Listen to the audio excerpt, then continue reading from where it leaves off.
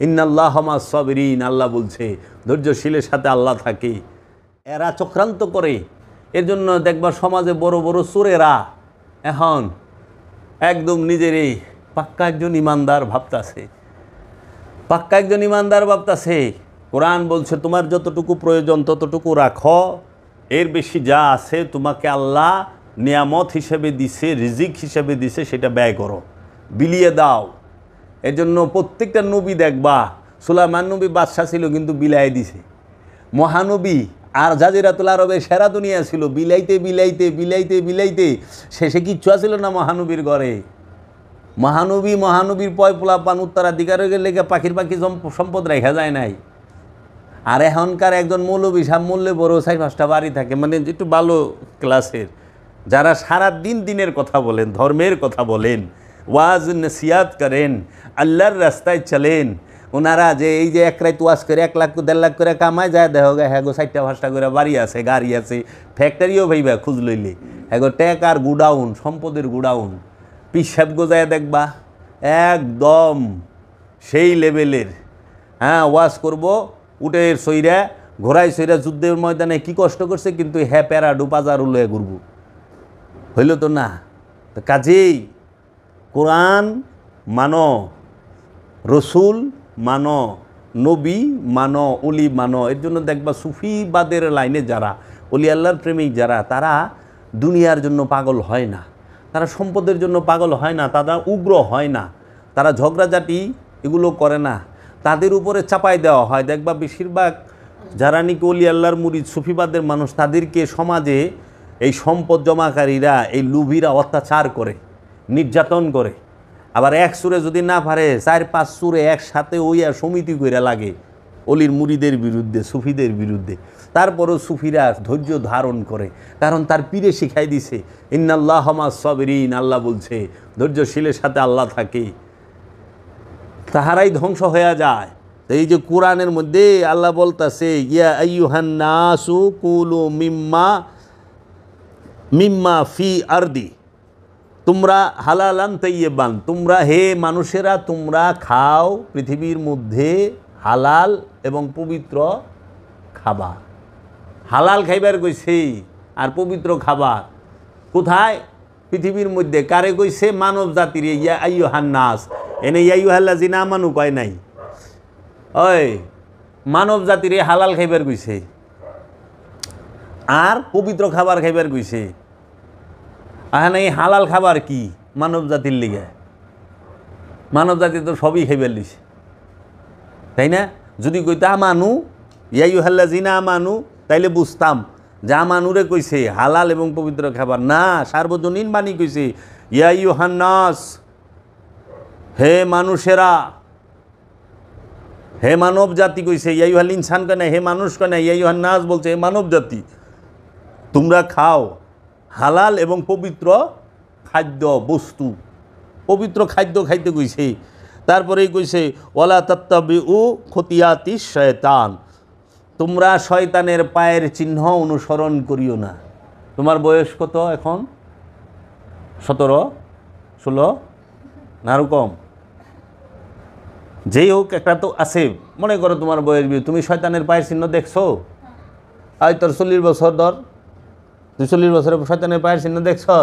এই যে আমার বাবা 60-65 একটা আমিও দেখি নেই, কিন্তু আল্লাহ কইতেছে তোমরা শয়তানের পায়ের চিহ্ন অনুসরণ করিও না। সূরা বাকারার 168 নম্বর আয়াত। শয়তানের পায়ের চিহ্ন কি? আলেম সমাজ আমাদেরকে বুঝাই দিবে না? এটা কি তাদের দায়িত্ব না? পীর মাশায়েখগণ আমাদেরকে বুঝাই দিবে না সাধারণ মানুষকে শয়তানের পায়ের চিহ্ন কি? আল্লাহ স্পষ্ট করে দিছে যে তোমরা শয়তানের পায়ের চিহ্ন অনুসরণ করিও না। একই আয়াতে কইতেছে হে মানব জাতি তোমরা খাও হালাল এবং পবিত্র জিনিস, তারপরেই বলতেছে তোমরা শয়তানের পায়ের চিহ্ন অনুসরণ করিও না, তারপরে বলতেছে নিশ্চয়ই এই শয়তান তোমাদের প্রকাশ্য শত্রু। 3টা জিনিস কয়ে দিছে মানব জাতিরে। এক হলো শয়তান প্রকাশ্য শত্রু, 2 হইল শয়তানের পায়ের চিহ্ন অনুসরণ করিও না, 3 হইল যে তোমরা হালাল এবং পবিত্র জিনিস খাও। হালাল মানে বৈধ, তাইয়্যিবান মানে পবিত্র। হ্যাঁ, পবিত্র এবং বৈধ জিনিস খাইতে কইছে। অনেক খুঁজা পাবি এই তিনটা, যে কোন ব্যক্তি যে সে হালাল খায়, পবিত্র খাওয়ান খায়, এইটাই তো সর্বপ্রথম, অধিকাংশ শেষ। মানুষরে কইছে, আমানুরে কয় নাই। আমানুর স্টেজ তো আরও ঊর্ধ্বে। মানে হালাল খাবার কারে কয়? ওখানে হালাল হারাম বানাইছে। আরে কামনা নিয়ে যাই খাবি ওইটি হারাম। কামনা বাসনা নিয়ে যাহাই খাইবা পান করবা সেটাই হারাম। কোনটা হারাম? কামনা বাসনা নিয়ে খান্নাসরূপী শয়তানের ওয়াসওয়াসায়, খান্নাসরূপী শয়তানের কুমন্ত্রণায় যাহা খাইবা, যাহা পান করবা তাহাই হারাম। যদি ঘুষ খাও, ঘুষ শয়তানের কুমন্ত্রণায় খায় না, তাই ঘুষ খাওয়া হারাম। সুদ শয়তানের প্ররোচনায় খায় না, তাহলে সুদ খাওয়া হারাম, তাই না? তাই এই যে নেশাদ্রব্য যে খায়, এটা শয়তানের প্ররোচনায় পড়ে খায় না, তো নেশা করা হারাম, তাই নাকি? মানে বাদ কি শয়তানের প্ররোচনায় খাস বইয়ে না? তাহলে শয়তানের প্ররোচনায় কি খায় আর শয়তানের ওয়াসওয়াসা বাদে কি খায় এটা দেখ। এমন কোন জিনিস আছে যে অনেক খায় কিন্তু পেট ভরে না, আবার এমন অনেক কোন জিনিস আছে যে অল্প খাইলে ভরে। যেরকম ভাত, তুই 1 গামলা কি 2 গামলা খাবি পেট ভরে যাবো, কিন্তু 1 গামলা ঘুষ খাইলে তোর পেট ভরে? মন ভরে রে? যে 1 গামলা ঘুষ খাইছি আর খাইতাম না, জীবনও না। এর জন্য একটা হলো পেটের খিদা, একটা হলো মনের খিদা। পেটের খিদা নিবারণের জন্য যাহাই খাইবা পরিস্থিতি অনুযায়ী ওইটা জায়েজও আছে, হালাল হারাম দুইটাই আছে। কিন্তু মনের খিদা লইয়া যাহা খাইবা প্রতিটা খাও না হারাম। মানুষ মনের খিদায় সুদ খায়, মানুষ মনের খিদায় ঘুষ খায়, মানুষ মনের খিদায় জেনা করে, মানুষ মনের খিদায় নেশা করে। পেটের খিদায় কেউ নেশা করে না। পেটের খিদায় নেশা করে, মনের খিদায় নেশা করে। তো মনের ক্ষুধাটাকে জানো, তাহলে মনের ক্ষুধাগুলো জানতে হবে। তাইলে আজকে আত্মীয় স্বজনের হক মেরা খায় পেটের খিদায় না মনের খিদায়?